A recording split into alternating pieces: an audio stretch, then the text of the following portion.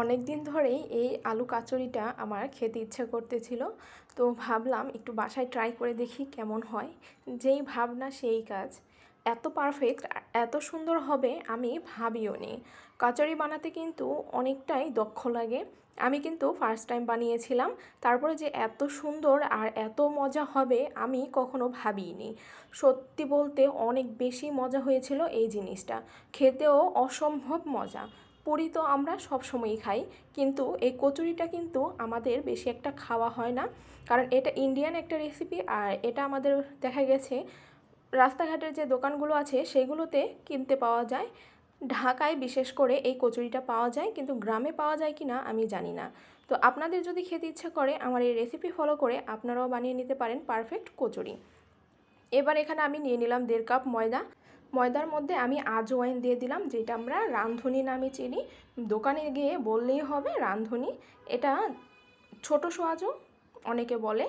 তো এবার সেটা আমি হাত দিয়ে একটু মানে পিষে দিয়ে দিলাম, দিয়ে তারপর সামান্য একটু লবণ, 2 চামচের মতো তেল দিয়ে সামান্য একটু পানি দিয়ে এটা ভালো করে একটা, অত বেশি টাইটও না অত বেশি নরমও না, একটা ডো বানিয়ে নিব। ডোটা অনেক বেশি মানে আপনার ইম্পর্টেন্ট কেমন হবে। যদি বেশি নরম করে ফেলেন তাহলেও ভালো হবে না, বেশি শক্ত করলেও ভালো হবে না। অবশ্যই ডোটা বানানোর জন্য একটু হলেও মানে সময় নিয়ে ভালো করে বানাবেন। তো এবার ডোটা আমি প্রায় 20 মিনিটের মতো রেস্টে রেখে দেবো, আর ভেতরে যে আলুর পুরটা আছে সেটা বানিয়ে নেব। এখানে আমি বড় সাইজের একটা আলু নিয়েছি, এটা একটু ম্যাশ করে নিলাম। যাদের বাসায় ম্যাশার আছে তারা ম্যাশার দিয়ে ম্যাশ করে নিতে পারেন, আমি একটা গ্লাসের সাহায্যে করে নিলাম। তো এবার আমি একটা ফ্রাই প্যান নিয়ে নিয়েছি, এতে দিয়ে দিলাম আদা রসুন বাটা আর একটা কাঁচা লঙ্কা কুচি দিয়ে, তারপর এতে দিয়ে দিলাম সামান্য একটু ভাজা মশলা। এই মশলাটা আমি সবসময় বানিয়ে রেখে দিই। এই মশলাটা দিয়ে যা বানাবেন বাসায় তাই কিন্তু অনেক বেশি মজা হয়ে যায়। এবার দিয়ে দিলাম লবণ আর চাট মশলা। আপনাদের বাসায় চাট মশলা না থাকলে আপনারা দেখা গেছে গরম মশলাটাও ব্যবহার করতে পারেন। আমার যেহেতু চাট মশলাটা ছিল এই জন্য আমি চাট মশলাটাই ব্যবহার করলাম। আর দিয়ে দিলাম সামান্য হলুদ মরিচের গুঁড়ো।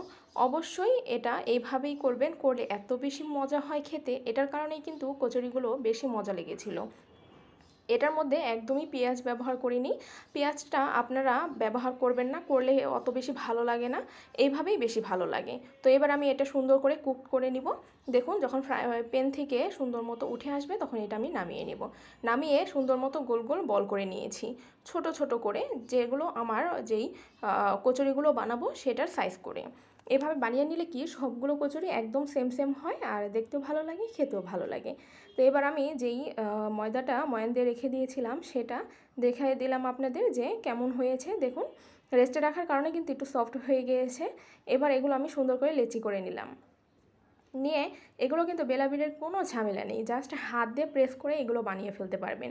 এবার আমি একটা ডো নিয়ে নিলাম, নিয়ে তারপর হাত দিয়ে সুন্দর করে যেভাবে আমরা পুলি পিঠার পুর ভরি ওইভাবে করে নিব। করে তারপর এটার ভিতরে যেই আলুর পুরটা বানিয়ে রেখে দিয়েছিলাম সেই বলগুলো দিয়ে তারপর এটা সিল করে নিব। সিল করার সময় অবশ্যই একটা জিনিস খেয়াল করবেন, এটা কিন্তু তেলে দেওয়ার সাথে সাথেই ফুলে উঠবে। এটা যেন মানে খুলে না যায়, এর জন্য কি করবেন, এইভাবে যখন মুখটা সিল করবেন তখন যে এক্সট্রা ময়দার এই ময়ানটা থাকে সেটা একটু হাত দিয়ে ছেড়ে দেবেন।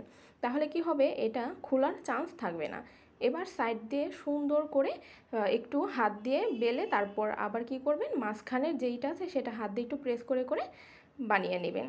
আমি যেভাবে দেখিয়ে দিচ্ছি সেইভাবে যদি করেন তাহলে আপনাদের কচুরিগুলো পারফেক্ট হবে, আর একদমই ভিতরের পুরটা বের হয়ে যাবে না। খেতেও খুবই ভালো লাগে। আমি ভিডিওতে জানি না কতটুকু দেখাতে পারছি বা বলে কতটুকু বোঝাতে পারছি, কিন্তু আপনারা একটু দেখে বুঝে নেবেন যে এটা কীভাবে করতে হবে। আর একবার হলেও বাসায় বানিয়ে খাবেন। যদি বাসায় বানিয়ে খান তাহলে কখনোই আর দোকান থেকে কিনে খেতে যাবেন না। এতটাই পারফেক্ট আর এতটাই মজা হয়। আমি তো নতুন রাঁধুনি, আপনারা যারা পারফেক্ট আরও বানাতে পারেন তারা যদি আমার কোনো ভুল হয়ে থাকে ধরিয়ে দিতে পারেন, কোনো সমস্যা নেই। তো এবার আমার এগুলো বানানো হয়ে গিয়েছে। আমি একটা কড়াইতে তেল দিয়ে দিলাম, তেল দিয়ে তারপরে এখানে আমি, তেলটা কিন্তু একদম গরম করতে যাবেন না, তাহলে কিন্তু এই কচুরিগুলো উপর দিয়ে দেখা গেছে কালার চলে আসবে, ভিতরে কুকড হবে না। যেহেতু এগুলো বেলে পাতলা করে বানানো হয় নাই, এগুলো একটু মোটা মোটা। তো যখন এরকম জাস্ট কোনো রকম একটু গরম হয়ে আসবে তখন আমি কচুরিগুলো দিয়ে দিব। দেখুন কতটা সুন্দর ফুলেছে না। সবগুলো কচুরি এত সুন্দর ফুলেছিল আর এতটা মজা হয়েছিল, আর হয়েছিল একদম খাস্তা। আপনারা একবার হলেও ট্রাই করবেন, বাসায় বানালেই বুঝতে পারবেন। দেখুন আমার কচুরিগুলো কিন্তু সুন্দর মতো ভাজা হয়ে গিয়েছে, আর এগুলো দেখুন কতটা সুন্দর হয়েছে না। যদি আপনারা গরম তেলের মধ্যে দিতেন তাহলে কিন্তু উপরে ফুসকুড়ি পড়ে যেত, একদম স্মুথ হতো না। দেখুন কতটা সুন্দর হয়েছে না, খেতেও অসম্ভব মজা হয়েছিল। বাসায় একবার হলেও বানিয়ে দেখবেন, অনেক ভালো লাগে।